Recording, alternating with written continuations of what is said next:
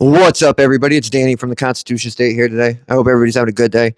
Today's video is crazy. It's right here from Connecticut, and it's a really good example of how cops act in Connecticut. It comes to us from the Meriden Police Department. I don't know much about them. I've never been out there, but it seems like all the departments in Connecticut are the same and act the same and do the same things, which is act like this.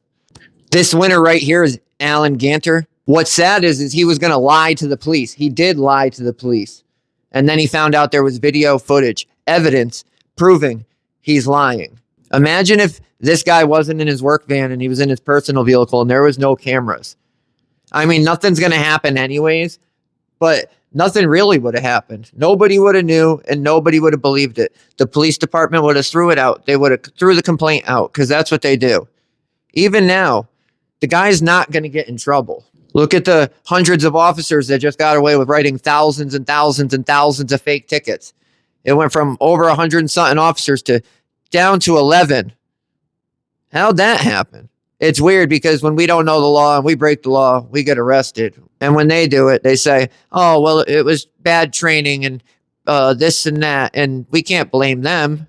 They can't be held responsible. But this is crazy. And this is how, I'm not saying this is how all cops in Connecticut act, because there are some that I like, but it seems like a majority of cops that I deal with act like this guy, lie like this guy, and think they're above the law like this guy. And the scary part about all this is this guy's a school resource officer.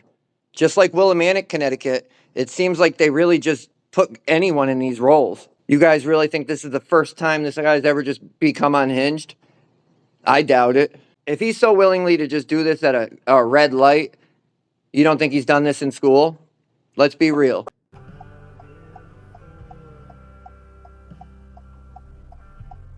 What are we doing? Dickhead. What are you doing? Wait all fucking day. Oh.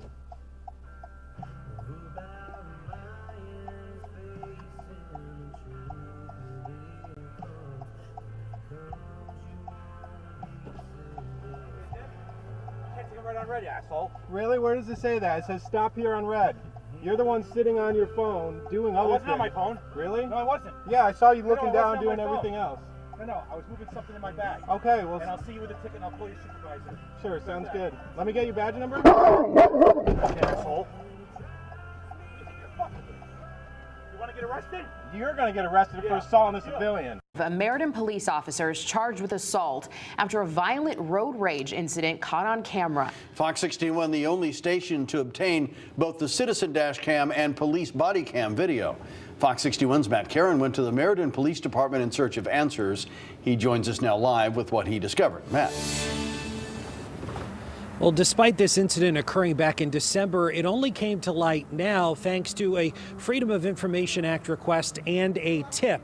Investigators say the video shows an off-duty Meriden police officer with more than 20 years of law enforcement experience reaching into a citizen's vehicle and punching him in the face.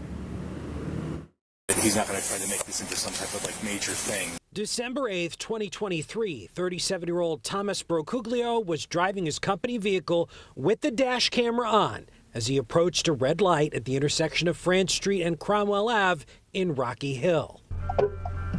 What are we doing? Kid. What are you doing? The truck he was honking at was being driven by 57-year-old off-duty Meriden Police Corporal Alan Ganter. Wait all day. Oh.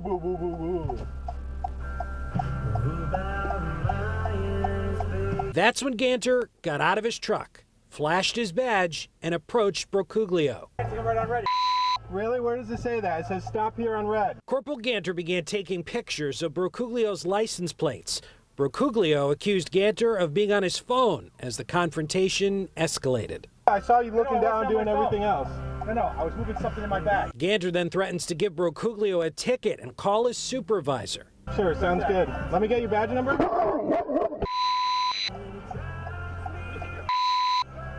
want to get arrested?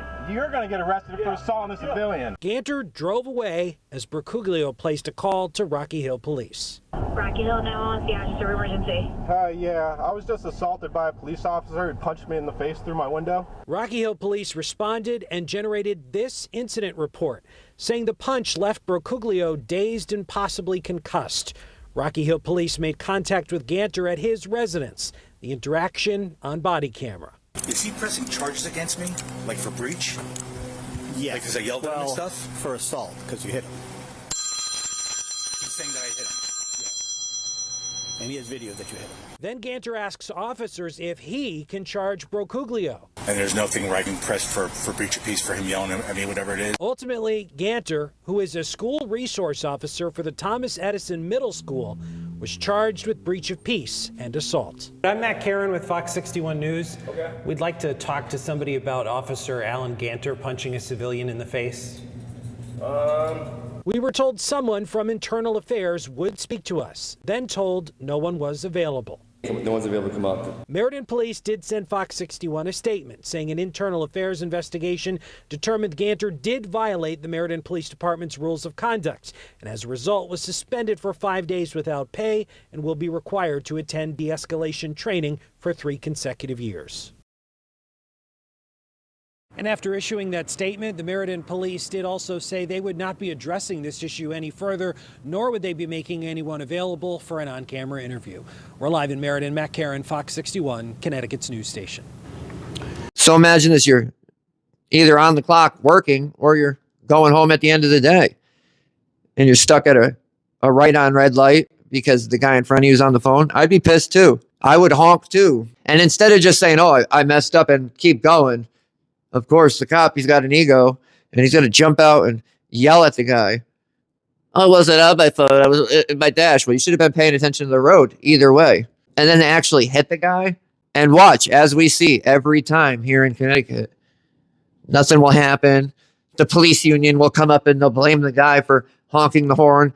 That the guy sitting at a light, he could absolutely go right on because that's what they like to do. The unions are the worst. They really protect these criminals no matter what, just like they did in the scandal. This is Matt Karen. If anybody remembers, this is the guy that was with Leroy in Bridgeport at the mayor's office. I've actually met him. I met him at the murder scene in Willimantic. I see his guys at court all the time. As he said, this cop is out there doing this for over 20 years. And this is the crazy part too. This fool didn't even know what breach of peace was. He doesn't even know what breach of peace needs to be breach of peace.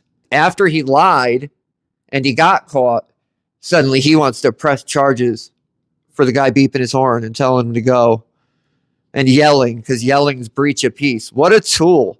Imagine how many people he's arrested for breach of peace just for yelling.